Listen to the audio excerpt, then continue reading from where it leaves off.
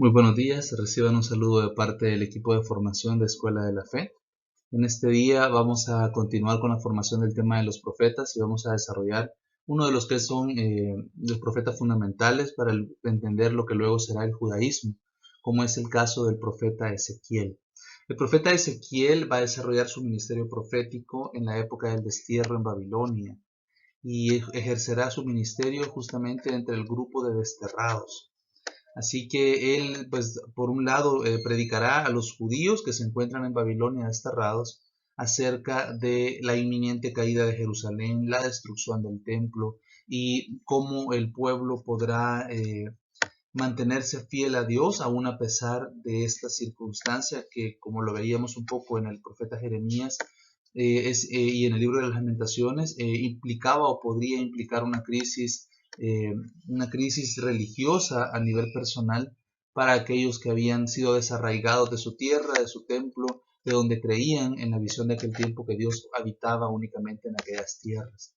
El profeta Ezequiel va a dar esperanza a este grupo de desterrados, les va a explicar cómo Dios no está atrapado en el templo, ni únicamente ligado al templo, sino que su templo es eh, ahí donde están el resto de Israel, a quien se identifica directamente con los desterrados. Ahí donde está su pueblo, ahí está su Dios.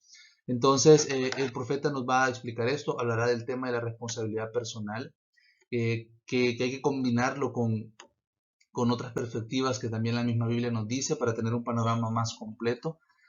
Acordémonos que en aquel tiempo se pensaba y lo veíamos en el caso, por ejemplo, de Abraham intercediendo por Sodoma y Gomorra, cómo el poder de intercesión de una persona es grande, es decir, el hecho de que una persona justa habita en un lugar realmente hace que Dios tenga una consideración especial.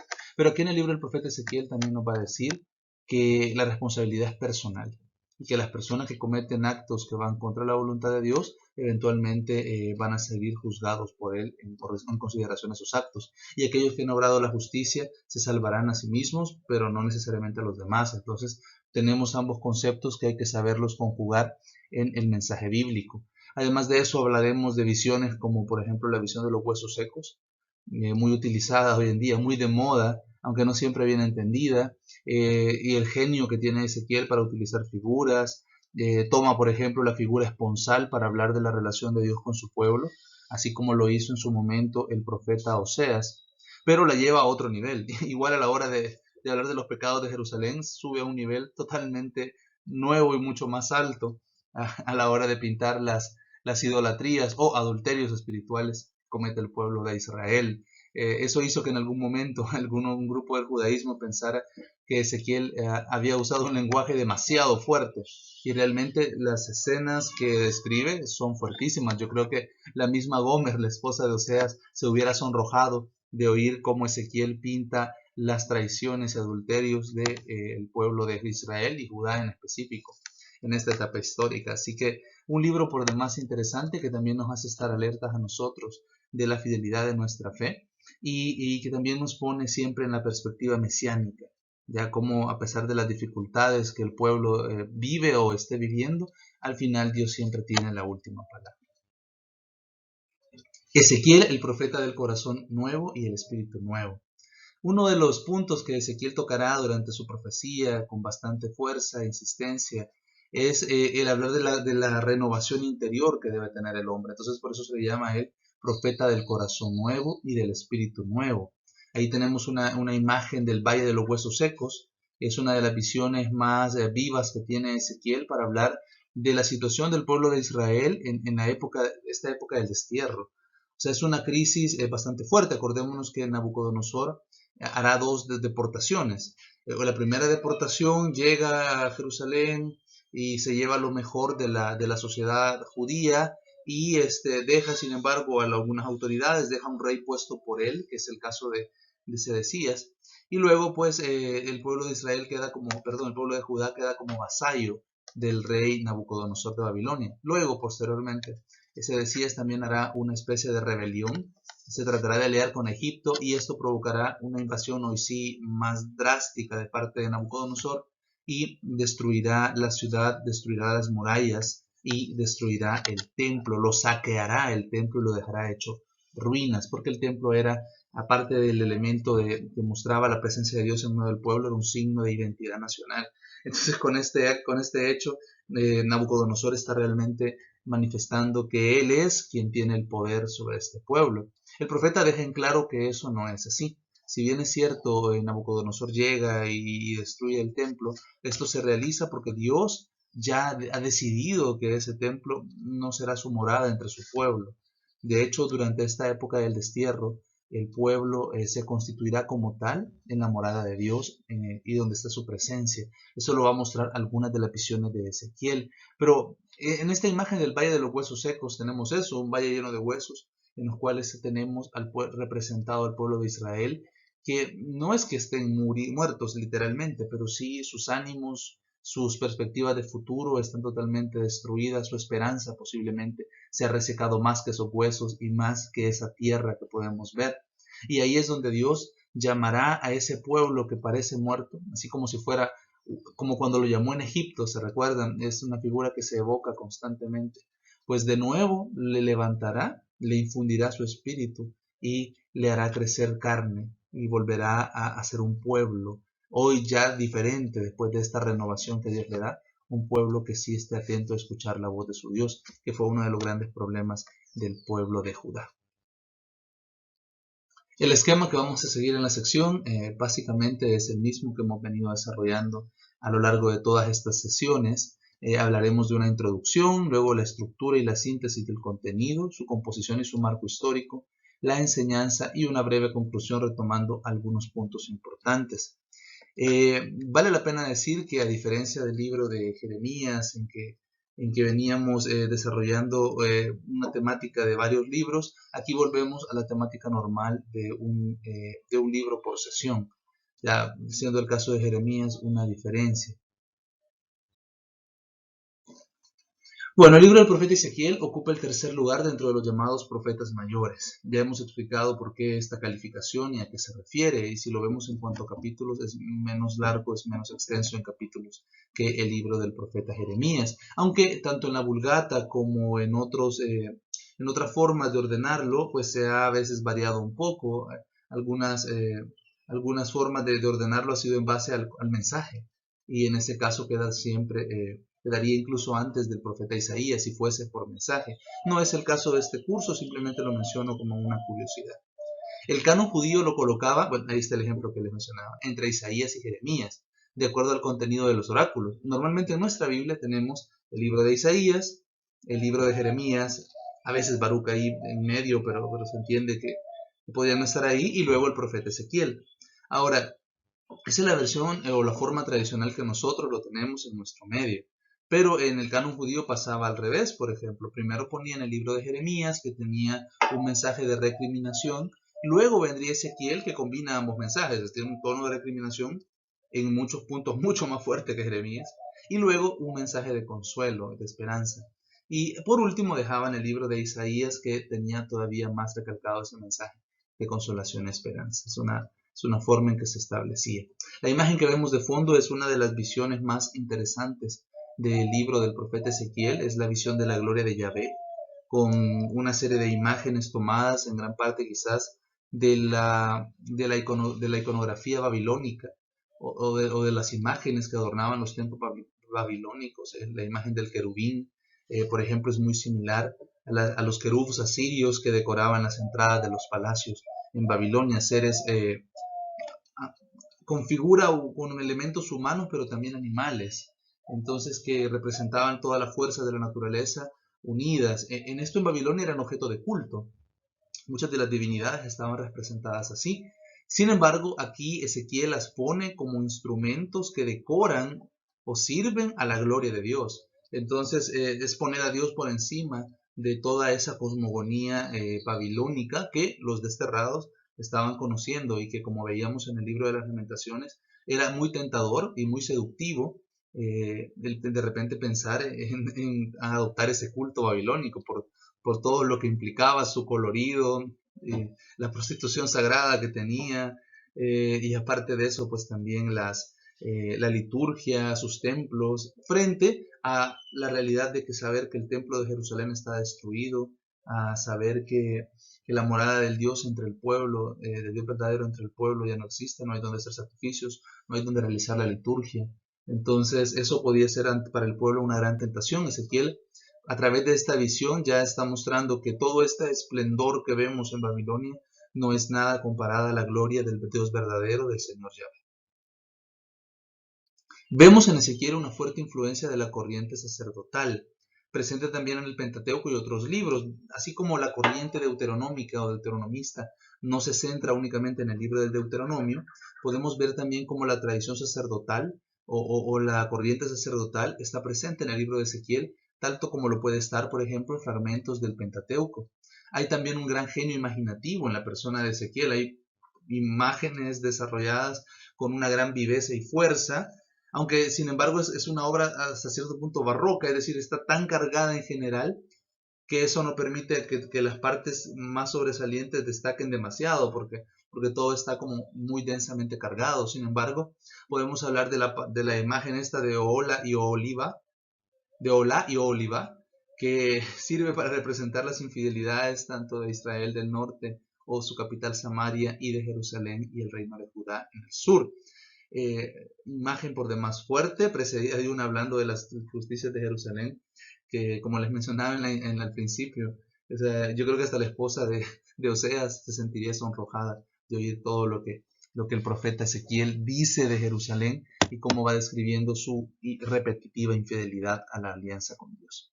Luego tenemos, por ejemplo, una interesante imagen donde se narra el naufragio de Tiro. Acordémonos que Tiro era una ciudad portuaria, de una ciudad que estaba de hecho como una isla, que era era una gran ciudad comercial, que tenía muchísima influencia en la zona, era una ciudad muy rica y en las ciudades que dependían de ella. Y aquí el profeta plantea su destrucción o su derrota como la de un naufragio, un barco que se hunde, ya que ella se le identificaba con el comercio marítimo. Luego se presenta al faraón en la imagen del cocodrilo. El cocodrilo es un animal con el que se relaciona mucho al Nilo y por consiguiente el profeta ve utilizar esta imagen para poder representar mejor al faraón.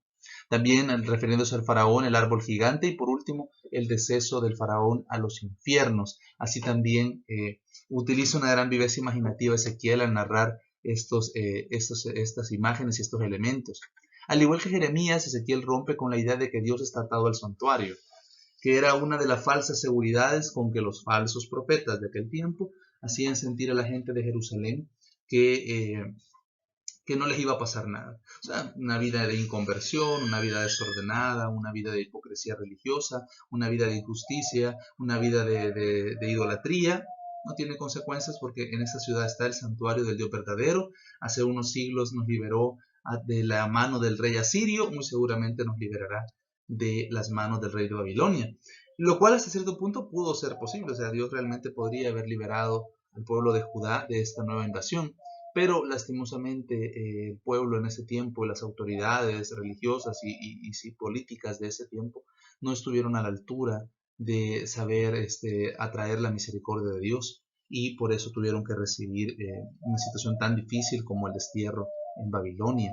Ezequiel va a hacer fuertes imágenes para decir Dios no está atado a ese templo, nos mostrará dos visiones en las cuales verá una vez la gloria de Dios que abandona el templo y en la otra visión ve que esa gloria de Dios, que significa su presencia, se va no solamente del templo, se va de la tierra de Judá y va hasta Babilonia a vivir en medio de los desterrados, lo cual es una imagen por demás conmovedora para ellos que sentían en ese momento que eran los olvidados de Dios, porque aquellos que fueron llevados en el primer destierro, en la primera deportación que realiza Nabucodonosor, dentro de los cuales iba seguramente Ezequiel, llegan allá y se sienten que están abandonados de su Dios, porque su Dios tiene su templo en Judá, allá está con los que se quedaron, y ellos se sienten en tierra extranjera, viviendo toda la dificultad de estarse desarrollando en un país nuevo, sin arraigo y sin mayores apoyos. Entonces, este pueblo que se encuentra en el destierro atraviesa una crisis de identidad y una crisis religiosa,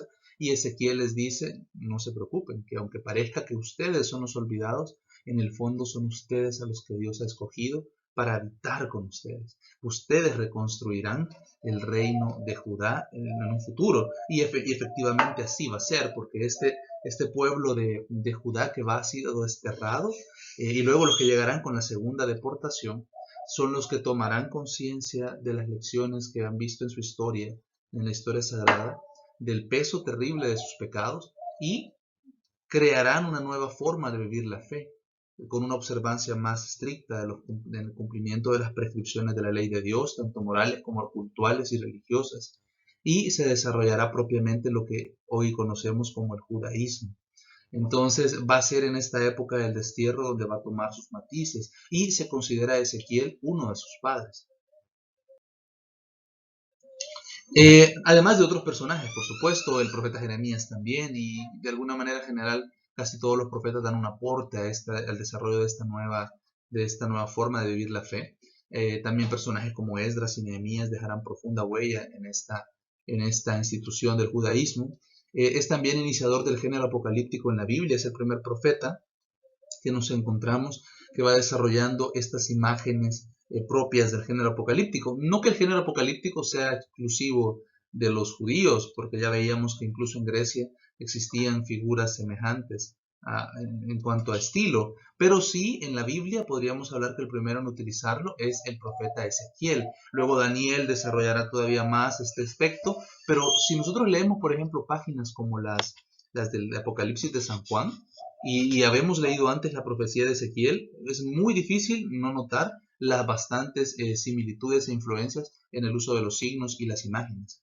El centro doctrinal de la profecía de Ezequiel va a ser la renovación del corazón, la renovación interior, la renovación del hombre. Habla de un corazón nuevo frente al corazón endurecido y la dura cerviz que han mantenido sus padres y esta generación. Se habla de un nuevo corazón que tendrá el pueblo, que Dios le va a dar. También un espíritu nuevo, la visión del valle de los huesos secos de la que estábamos hablando. Por último, podríamos concluir que se está hablando de que Dios creará un hombre nuevo. Y hablamos de renovación, pero podríamos hablar de una recreación, o sea, Dios creando una vez más al hombre, así como lo tomó del barro en el relato del Génesis, aquí lo toma del barro de la tierra donde están destruidos y lo vuelve a dar forma, tomando prestada la imagen del profeta Jeremías. Estamos a las puertas ya con esto de hablar del nuevo nacimiento del agua y del espíritu, del que nos va a explicar más Jesús. Entonces, muy interesante el contenido de Ezequiel para entender las palabras de nuestro Señor.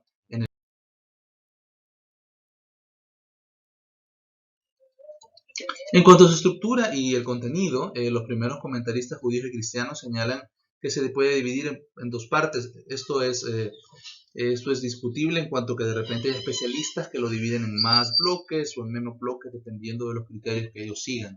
Así que no nos asustemos si de repente vemos en una Biblia o en un manual de estudio bíblico otras clasificaciones, porque eso puede pasar. De hecho, cualquiera de nosotros podría hacer una más o menos atinada y publicarla y ya tendríamos una nueva propuesta. Entonces es normal que veamos diversidad en este aspecto. La primera parte sería del capítulo 1 al 24 y tiene un carácter conminatorio contra Israel, o sea, de denuncia, de condena por todo lo que han estado haciendo durante esos años anteriores y recientes. Se habla de los delitos que los llevaron a la deportación. Luego se hablará en una segunda parte del capítulo 25 al 48 de la consolación a los deportados, levantar su ánimo, la visión del nuevo templo, por ejemplo, que es de alguna forma una visión que les tiene que llenar de esperanza de saber que Dios restaurará su presencia en ese nuevo templo que se reconstruirá en Jerusalén. El nuevo templo que no hay que confundir con el de Herodes, porque el templo que conocemos como el templo de Herodes es grande, aunque realmente se construye a través de las diligencias de Esdras y Nehemías. Este nuevo templo, estamos hablando de un templo mucho más allá, estamos hablando del templo del que Jesús estaba hablando en el Evangelio, al decir que él podría levantarlo en 3 días, no del templo físico, que se reconstruirá sí una vez terminado el exilio. Flavio Josefo llega a decir que Ezequiel había dejado 2 libros, uno condenatorio y otro de esperanza, y que posiblemente en uno solo. La estructura refleja la personalidad y la función del profeta, y la figura también soberana de Dios en la historia del pueblo y de todos los pueblos. El profeta es por decisión divina el centinela de la casa de Israel. Esa es una figura que va a usar Ezequiel para hablar de su propia misión, y que es bastante útil también para nosotros, porque así como el profeta está puesto por un don especial de Dios para poder alertar al pueblo, entendiendo los designios divinos, viendo la historia y entendiendo cuál es el cauce que va a tomar. De la misma manera, nosotros hoy en día estamos llamados también a poder comunicar a nuestros hermanos la verdad ya divinamente revelada, no que nos va a hablar Dios en un sueño, pues, sino que ya está la revelación y que podemos nosotros compartirla con los demás, que somos centinelas en ese sentido. Y aunque en este libro se haga un gran hincapié en la responsabilidad personal, cada persona es responsable de su propia salvación, lo dirá en dos diferentes bloques el profeta. Sin embargo, en el caso del profeta es un poco diferente, porque mientras en el caso normal una persona es responsable de la salvación personal, el profeta puede hacerse responsable de la salvación de otros si él no cumple con su misión de profeta. Es decir, el profeta está llamado en primer lugar a anunciar el designio de Dios. Y anunciando el designio de Dios, pone en guardia a sus hermanos. Ya que hagan sus hermanos con ese anuncio es cosa de ellos. Si saben escucharlo y arrepentirse, o si al contrario lo ignoran y terminan condenando sus vidas, pues es algo que es responsabilidad de ellos, pero el profeta no puede quedarse callado. Esa es la obligación y esa es su primera responsabilidad. El profeta debe comunicar el mensaje, no puede detenerse por las limitantes del miedo, de la pena, etcétera, o las conveniencias humanas que a veces también pues hacen que uno el mensaje lo pueda tratar de obviar. Entonces el profeta está puesto como centinela, el que evangeliza también está puesto como centinela, está llamado no a decir paz, paz como los falsos profetas, que le decían paz a la gente, y esto no lo llevaba a la conversión, sino que decían, bueno, pues si me está diciendo paz, no pasa nada. Entonces, al contrario, el verdadero profeta está llamado a ser centinela, a avisar a sus hermanos, y de esa manera él sale de esa responsabilidad. Ya cuando él ha dado el mensaje, la responsabilidad pasa a los que lo escuchan, ya no tanto a él. Desde un principio del libro queda claro que el Señor no deja desatendidos a los suyos en el momento de mayor desventura o tristeza. Al contrario, los acompaña en un país extranjero y manchado también por crímenes, corrupción, violencias, saqueos, robos, destrucción de otros pueblos, idolatría, etc. El centro del libro se relata una nueva visión, la gloria del Señor. Esta es la gloria que va a abandonar el templo y la ciudad, que es lo que les mencionaba, en dos visiones diferentes, en una abandona el templo, en otra sale de la ciudad. Es interesante recordar en estos momentos las imágenes que se usaron para cuando se edificó el templo de Salomón, porque cuando se edifica el templo de Salomón y se realizan los sacrificios, el humo, que en este caso simbolizaba no solo la oración, sino también la presencia de Dios, llena o entra, podríamos decir, directamente a todo el recinto y lo satura, lo inunda al punto que la gente tiene que salir porque no se puede respirar y se toma como un signo de que Dios ha tomado posesión del templo. Ahora es la imagen contraria, ahora esa presencia de Dios sale del templo, lo abandona y se va y desplaza hasta Babilonia. Entonces es una de las visiones más interesantes que también nos tienen que dar ánimo a nosotros. Estos días tal vez no necesariamente podamos o no hemos estado yendo tal vez a las iglesias con la asiduidad que quisiéramos. No hemos podido participar de todos los oficios sagrados como hubiéramos deseado. Sin embargo, eso hemos estado aquí donde estamos nosotros está Dios. Donde está su iglesia está Dios. Entonces, eso también nos tiene que llenar de ánimo a nosotros para sabernos que aquí donde estamos, en nuestras casas o donde nos ha tocado vivir esta etapa de cuarentena, Dios está con nosotros, su presencia se ha venido a estar junto a nosotros y desde este punto Él nos santifica. Eh, en los últimos capítulos se va a describir la visión de la gloria, inaugurando el nuevo templo y tomando posesión de él. Ya es el templo nuevo que les decía, en el cual como culminación la gloria de Yahvé volverá a habitar. Composición y marco histórico. El libro de Ezequiel contiene elementos sorprendentes que conservan una lógica interna extraordinaria. Si ese libro, cuando uno lee el libro profético, se ve el orden.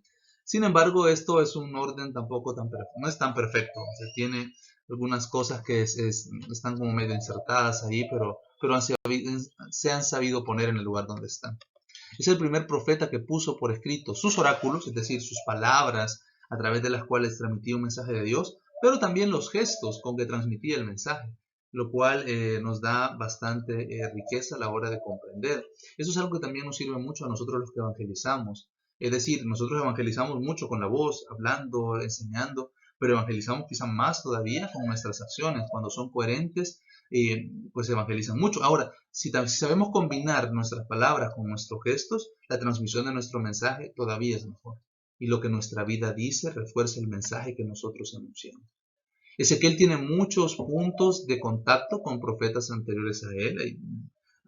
Se nota de alguna manera, una continuidad del mensaje que va porque el destinatario es el mismo. El, el, el autor del mensaje en el fondo es el mismo que Dios. Y también el profeta, pues obviamente conoce los elementos que conocían también los profetas anteriores. Por eso pueden utilizar una similitud de lenguaje al pertenecer a una misma cultura y tener una misma fe. Muestra además gran afinidad con Jeremías. Aparte es curioso, pero tanto Jeremías como Ezequiel realizan su ministerio profético al mismo tiempo. Mientras Jeremías está transmitiendo el mensaje de Dios en la ciudad de Jerusalén, Ezequiel se encuentra transmitiendo el mensaje de Dios entre los deportados a Babilonia. Así que tiene al mismo tiempo Dios dos profetas de gran calibre anunciando, es una época que lo requiere, anunciando su mensaje. Ezequiel tiene un estilo mucho más reiterativo y barroco, o sea, cargado. Es tan cargado que por eso, aunque es rico, a veces cuesta ir encontrando cuáles serán los puntos más importantes. Utiliza oráculos, visiones, amenazas, oráculos de conflicto, de pleito, acciones simbólicas, etc. Se vale de todos los medios posibles. Su cultura, al ser formado como sacerdote, sin duda alguna perteneciente a la clase más noble de la casta sacerdotales, le permitió tener un mayor dominio de estos recursos. Mezcla muchos géneros, por ejemplo, mezcla género profético, tiene parábolas, alegorías, proverbios, partes del propio de los géneros sapiensal, tiene también del género jurídico, etcétera. O sea, en su libro podemos encontrar una amalgama de muchos géneros literarios y es parte de lo que se ve en el curso bíblico, cuando se ve en los primeros módulos, en el diplomado, por ejemplo, de Sagradas Escrituras. Podemos ver que un libro, aunque tenga un género literario predominante, eso no, porque en este caso es profético el de Ezequiel, no quiere decir que no incluya otra gran cantidad de géneros, como todos los que estamos viendo acá en la diapositiva. Su estilo se caracteriza por el uso de un rico vocabulario con términos hebreos, porque obviamente él domina muy bien esa lengua. El recurso de estos procedimientos literarios proviene seguramente de su condición como sacerdote y de su familiaridad con los círculos sacerdotales. Aunque en el modo de expresarse coincide en muchos aspectos con otros libros proféticos, utiliza procedimientos propios como son las visiones del mundo celestial, con toda esa carga de elementos que nos va mencionando, el frecuente recurso a las acciones simbólicas o la reiteración de frases hechas o fórmulas que repite de manera no de estribillo, pero con cierta periodicidad para recalcar el mensaje. Las visiones, los elementos cumbres del libro. La ocurrida junto al río Quebar, por ejemplo, es una de las visiones más interesantes. Este río Quebar es un río allá en Babilonia. Posiblemente los judíos acudían a estos ríos por necesidad y veían también una forma de encontrarse con otros judíos y compartir y hablar de la situación que están viviendo. Entonces, junto al río Quebar, el profeta Ezequiel va a tener la primera visión, que es la visión de la gloria de Yahvé, en la cual él queda súper asustado de ver esta gran visión. Y luego después, en una posterior, pues se le va a dar a conocer su vocación profética. Vocación profética interesante porque Ezequiel plantea que a él se le ofrece un libro para poder comérselo. Así es como se le llama a ser profeta. Este libro, cuando él lo ve, lee o medio entrelee una especie de quejidos o palabras de dolor y miedo que están escritas en el libro. Por tanto, se sabe que el mensaje que Dios le está mandando a transmitir es un mensaje de dolor, un mensaje fuerte, un mensaje de reproche, es un mensaje bastante fuerte. Y el profeta se le invita a comerse el libro, es decir, una forma de interiorizar el mensaje para luego poderlo transmitir. Quizás en parte por eso de que uno no puede dar lo que no tiene. Entonces el profeta tiene que asimilar primero el mensaje para poderlo transmitir. El caso de nosotros también, que estamos llamados a asimilar el mensaje de su palabra, del magisterio, de la doctrina católica, para poderla transmitir a los demás. En este caso, entonces, el profeta se come el libro y en sus labios ese anuncio de dolor, queja, muerte y destrucción, lo siente dulce. Lo siente dulce. Y aquí vemos, al igual que en Jeremías, como el profeta ya... normalmente el israelita tiene una sensibilidad grande por su pueblo, pero en el caso particular del profeta El profeta ahora se ha salido de ese ámbito de identidad con el pueblo, así en primera instancia, y comienza a identificarse plenamente con la visión de Dios de las cosas. Por eso, aunque el mensaje es duro, el profeta siente la dulzura de estar ahora más interiorizado con Dios. Es una curiosidad, es algo bastante interesante cómo se va a desarrollar estas primeras visiones.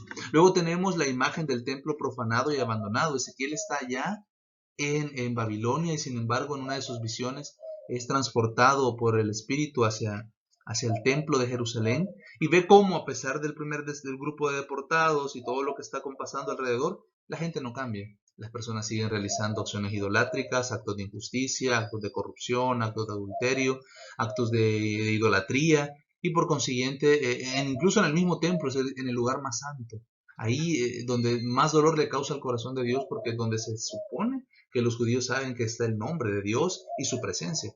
Por tanto, el profeta Ezequiel ahonda en desgarradoras reproches en esta visión. Y por último, la visión del nuevo templo, donde se dan sus medidas, sus extensiones y la forma en que va a estar organizado y también el manantial que va a brotar de este río eh, y que dará vida a toda la tierra árida que se encontraba hacia el sur. Las acciones simbólicas que podemos ver en los oráculos del profeta Ezequiel. Él interpreta, por ejemplo, la muerte de su esposa como una señal de desgracia que se cierne sobre Jerusalén. No es que Dios mató a la esposa de Ezequiel para que Ezequiel pudiera dar un mensaje. O sea, no lo veamos así. Sino que al contrario, posiblemente ella padeciendo una enfermedad o alguna condición difícil. Y cuando esa circunstancia se da, el profeta siente que Dios le está dando a entender que ese dolor reflejará algo también. Y así es como lo va a desarrollar. La muerte de la esposa de Ezequiel servirá para que él no tome ninguna actitud de luto propia de la gente de la época. Y entonces la gente se extraña y le pregunta, ¿y por qué vos actúas como que no hubiera pasado nada? Y entonces él toma esto en pie para poder dar el mensaje de Dios. Pues así le dice el Señor. De hecho, me imagino que cuando la gente veía a Ezequiel hacer estas actitudes ya diferentes, todo el mundo sabía que venía un mensaje. Es decir, yo lo veía tirado en el suelo, rodeando algo y sin moverse y amarrado, yo sabía que él me estaba queriendo dar un mensaje de parte de Dios. Entonces, pasando una situación tan dura como la muerte de su esposa y él tomando esas actitudes tan pareciera como que no le hubiera afectado, él estaba, los que sabían y lo conocían seguramente entendieron que esta actitud era un mensaje y por eso van y le preguntan. Y él va a responder eso, va a decirles, pues de la misma manera que yo no he hecho ninguna actitud de duelo, pues de la misma manera está el Señor con que va a ser destruido su templo, profanado y destruida la ciudad donde radice su nombre, y sin embargo, como que nada ha pasado. Es un mensaje bastante fuerte que también va a transmitir Ezequiel a través de esa acción simbólica. Y por eso les decía yo, a través de este libro conocemos cosas de la vida personal de Ezequiel como esta, como la dureza de su destierro en Babilonia o esta pérdida que él tuvo que sufrir. También podemos ver la sobriedad de su luto como un prototipo de la mesura que deben tener los deportados también, a pesar del dolor que los está embarcando. O sea, ellos también compartirán la misma actitud que Ezequiel y que Dios respecto a la destrucción del templo y de Jerusalén. Las fórmulas fijas son frecuentes y forman parte de la técnica pedagógica del sacerdote Ezequiel, es decir, repetir una idea de cuando en cuando para que quede cada vez más clara. Unas son recursos de estilo para introducir una visión o un oráculo, otras tienen mayor calado doctrinal o mayor enseñanza. Entre estas últimas deben destacar dos, por ejemplo, la frase hijo de hombre aparece 93 veces para recalcar la humanidad que tiene el profeta y la gran distancia que hay entre el hombre y Dios. Este es un uso de la palabra hijo de hombre diferente a la que utiliza el profeta Daniel para hablar de la figura mesiánica hijo del hombre, este ser sobrenatural pero con apariencia humana, y que es la que va a usar Jesús durante el Evangelio refiriéndose a él como el referente de la figura de Daniel, este ser con atributos divinos pero con una apariencia, bueno, o con un ser humano, y en el caso de Jesús que sí lo era. Entonces, pero la figura de Daniel transmite eso. En cambio, la de hijo de hombre que utiliza Ezequiel habla propiamente de un hombre, de una humanidad. En el fondo, las dos son aplicables a Cristo, porque si bien es cierto, él es una hablaría de su plena humanidad, hijo de hombre, hablando de Jesús como alguien plenamente humano, y por otro lado, la otra hablaría de Jesús como Dios, hijo del hombre, aludiendo a la figura misteriosa del libro de Daniel. Esta otra frase que se utiliza, otra de estas fórmulas fijas, son, tú sabes que yo soy el Señor que se encuentra por ejemplo, en 54 ocasiones, o sea, también bastante repetida, para recalcar la soberanía de Dios. La única fuente para obtener datos sobre la personalidad de Ezequiel y los lugares donde vivió y la actividad que desarrolló es este libro. A diferencia de la vida de Isaías y de Jeremías, que podemos contextualizarla un poco más con el libro de Reyes y tal vez de las Crónicas, en el caso de Ezequiel, él es la mayor fuente de su propia historia. Es hijo del sacerdote Buzi y era por linaje y por oficio, obviamente, y seguramente pertenecía a lo más selecto de la sociedad israelita, que es las que se llevaron en el primer destierro.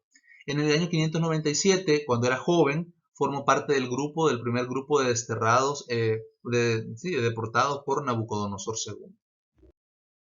Cuando cumple los 30 años, tuvo una visión junto al río Quebar, cerca del Éufrates, que le puso una profunda transformación interior. Esta visión de la gloria de Yahvé, con todas estas figuras o simbologías babilónicas que estábamos hablando al principio. De hecho, creo que en internet creo que hay algún video donde ya se ha tratado de tomar el pie de la letra, lo cual no es tampoco tan correcto porque estas cosas son símbolos. Y lo que decíamos de las visiones le presentan al vidente un mensaje de la forma en que él la puede entender. No hay que llegar al cielo a buscar la visión de la gloria de Dios con sus ruedas llenas de ojos por todas partes y los seres con cuatro caras antropomórficos ahí y alas en el cielo. O sea, posiblemente no vamos a encontrar eso. Simplemente Dios le permitió ver así a Ezequiel las cosas para que pudiera transmitir el mensaje que necesitaba. El fondo del mensaje es totalmente válido y cierto, pero la forma en que distinguió estas cosas en la gloria de Dios posiblemente no reflejan la realidad. Entonces, bueno, él tiene ahí esa transformación interior. En ese momento es el comienzo de su actividad profética que se va a desarrollar del 592 hasta el 586, años que corresponden, por ejemplo, al reinado de Sedecías. Tras un periodo de 12 años, señala la fecha de otros oráculos, y su último oráculo lo podemos fichar en el 571, ahí sí, terminando su actividad profética. Estaba casado con una mujer a la que amaba con mucha ternura y que murió de forma inesperada allá en el destierro. El contenido y el estilo literario del libro rompen los esquemas habituales en la profecía clásica y reflejan una personalidad bien compleja. Ezequiel es capaz de entristecerse hasta el abatimiento por la muerte de su esposa o, por ejemplo, por la destrucción de Jerusalén, o de entusiasmarse hasta la hora de aplaudir, dar gritos y saltar lleno de euforia por lo que le acontecerá luego a los enemigos de Israel, que es otra parte de su libro, donde habla del oráculo que le pasa a muchos profetas que tienen este segmento, oráculos contra las naciones, y ahí de alguna manera anuncian el castigo que sufren otros pueblos al alegrarse o colaborar con la ruina de Judá. Su libro se puede ver que es obra de una sola persona. Podría ser que Ezequiel en persona pusiera por escrito sus visiones. Es una persona con la cultura y el estudio suficiente como para poder escribir por sí mismo. Bueno, también a sus oráculos y vivencias íntimas, o que bajo su orientación lo hiciera alguno de sus discípulos más dados para el escribir, que fuera con muy buen orden y estilo y un solo discípulo desarrollando toda la obra. Es otra posibilidad. Así tendría sentido la coherencia doctrinal y lingüística aún dentro de la complejidad de géneros literarios que utiliza. Y muy posiblemente así de saturado como es el libro, tal vez así era la forma de hablar y de predicar de Ezequiel. Su enseñanza. Este libro contiene tres grandes temas: Dios, su ser y su santidad y su ser trascendente. Como les decía, el que continuamente llama a Ezequiel hijo de hombre marca la gran brecha que hay entre el hombre y Dios. Entonces este libro recalca esta idea, diferente por ejemplo a la corriente yavista en el Pentateuco, que remarca lo contrario: Dios es cercano al hombre. Y no existe en esto contradicción, sino que ambos puntos son válidos. Si hay una gran distancia entre Dios y el hombre en cuanto a esencia y ser, y sin embargo existe una gran cercanía, porque Dios siempre ha estado cerca de sus criaturas a pesar de ser pequeñas y estar sumidas en la miseria. Tan cercana es esta unión que al final pues se hicieron uno solo en la persona de Jesús.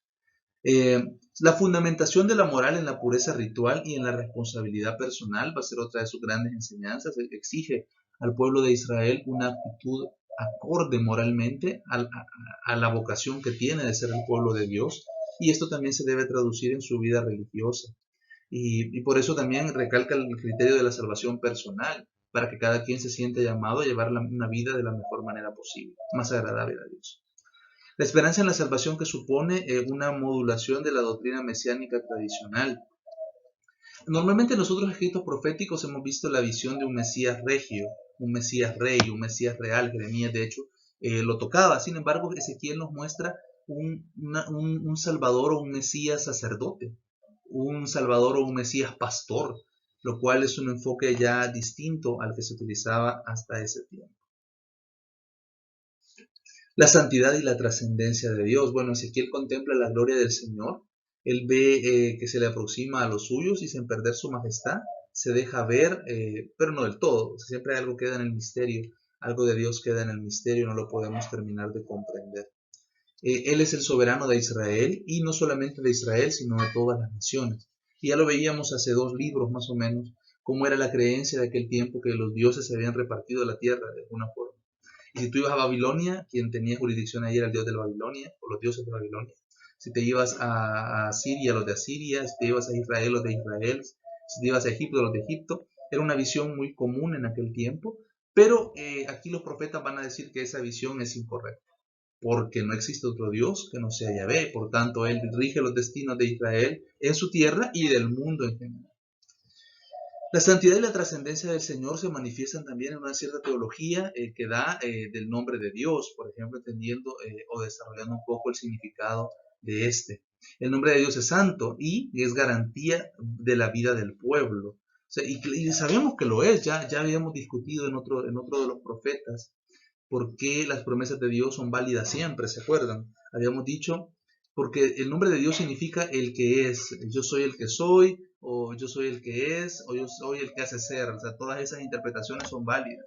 Entonces, lo que nos da a entender es que es un ser que, a diferencia de los demás seres, tiene la existencia en sí mismo y que al mismo tiempo es capaz de transmitir existencia a otros seres y existen por él. Luego Santo Tomás de Aquino lo va a explicar de una forma más clara. Pero en este caso, su nombre como tal ya nos está diciendo que Dios no cambia nunca. Él es el que es ahora, mañana y siempre. Yo soy hoy, mañana y siempre, y eso no cambia jamás. Y como Él siempre es el mismo, significa que su palabra vale lo mismo siempre. Los seres humanos cambiamos, y a lo mejor aquel que era muy bueno de joven, tal vez ya de grande, sus principios han cambiado un poco y su palabra y sus criterios ya no son iguales. Pues en el caso de Dios no pasa así. Él le da su palabra a alguien y 6.000 años en el futuro Dios no ha cambiado, se la vuelve a mantener igualita. Y 20.000 años en el futuro avanza y Dios mantiene su palabra, Él no cambia. Entonces, por esto su nombre santo es una garantía de que el pueblo puede atenerse a sus promesas. Él ha dicho que vendrán catástrofes, pero también ha anunciado que un resto va a subsistir, que está disperso entre las naciones, pero desde ahí Dios los va a recoger y los llamará una vez más a su tierra. La pureza ritual y la responsabilidad personal como último elemento interesante del libro. En Ezequiel el pecado es designado con 2 términos conocidos en los profetas anteriores: la prostitución y la impureza. De hecho, la imagen que desarrolla Ezequiel sobre la prostitución de Judá es fuertísima. Yo creo que, y se los he dicho, o sea, hasta la esposa de Oseas se sonrojara de ver cómo describe Ezequiel a Judá. Algunos judíos decían que Ezequiel debió haber sido renegado de su país, o sea, ya no debería verse como un personaje judío por la forma en que habló del pueblo santo. Sin embargo, una forma muy válida y muy cierta de aquellas épocas.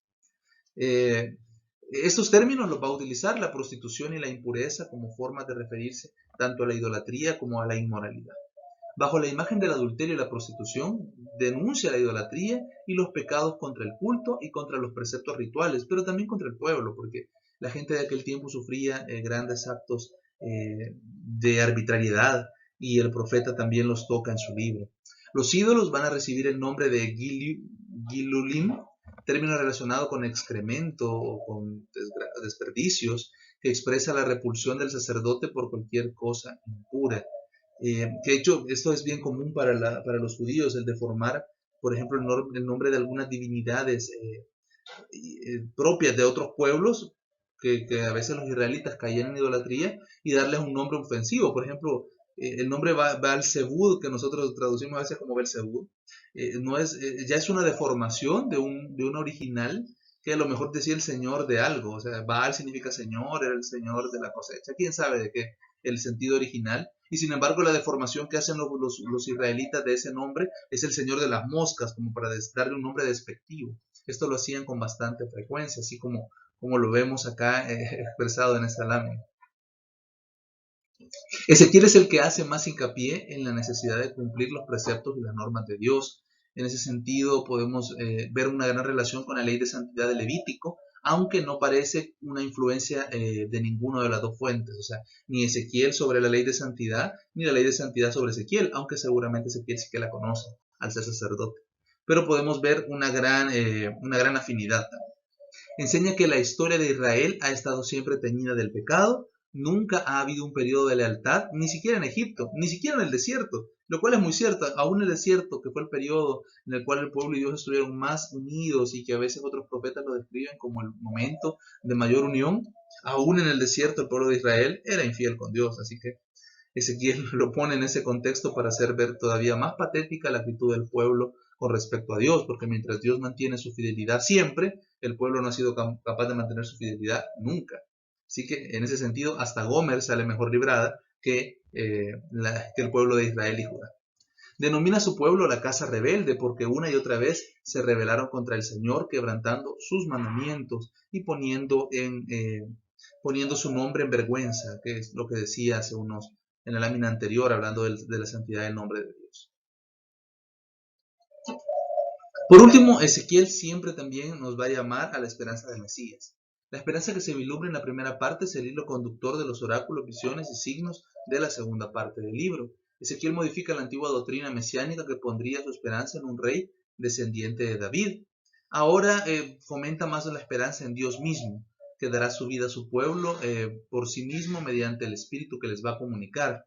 Y aquí vemos como de Dios magistral, o sea, Dios habla a través de diversos profetas y cuando pareciera que están hablando de cosas diferentes, nosotros que ya podemos ver todo esto realizado en la persona de Jesús, no nos podemos más que tocar la cabeza y decir, wow, qué bárbaro Dios, o sea, cómo puede de plano hacer estos planes que nadie se les podría adivinar, o sea, solo Él sabe realmente cómo llevará todas estas cosas a una conjunción. Por ejemplo, la visión mesiánica del descendiente de David no se contrapone con la visión de Ezequiel, porque en la persona de Jesús, el descendiente de David es Dios también. Entonces ahí se combinan plenamente las cosas, aunque desde un punto de vista superficial pareciera que están en contraposición, pero nada más lejano de la realidad. El libro de Ezequiel ocupa el tercer lugar dentro de los profetas mayores, después de Isaías y Jeremías. Esto ya como conclusión, el profeta es el centinela de la casa de Israel porque anuncia la palabra del Señor, ya sea de consuelo como de condena. También el profeta, por su elección y misión divina, es responsable ante Dios más que ante el pueblo. Esto porque lo que les mencionaba de la figura de los falsos profetas que tratan de ganarse el aprecio del pueblo y dejar de lado a Dios. O sea, el profeta está antes que nada para transmitir el mensaje de Dios. Y tiene que buscar las formas más adecuadas de hacerlo, pero tiene que transmitir el mensaje. No puede tomar actitudes convenencieras y dejar a Dios y su mensaje por un lado con tal de buscar un aplauso o un mayor aprecio de la gente. Porque el corazón del pueblo en ese sentido es como los ríos, es traicionero, los ríos del desierto. Van para un lado y mañana van para otro. De la misma manera, el falso profeta hoy es adulado y el día de mañana es asesinado sin mayor cosa. El profeta, por tanto, es responsable ante Dios más que ante el pueblo y está puesto como centinela. Él tiene que dar la voz de alerta. Él tiene que llamar a la gente a la conversión. Si escuchan o no, es cosa de ellos, pero su misión era dar el anuncio. Así que eso para el profeta y también para nosotros que evangelizamos. Ezequiel utiliza oráculos, visiones y amenazas, oráculos de pleito, acciones simbólicas. Mezcla géneros literarios como pocos y así da un libro, sin embargo, que parece coherente, estructurado y con un gran mensaje.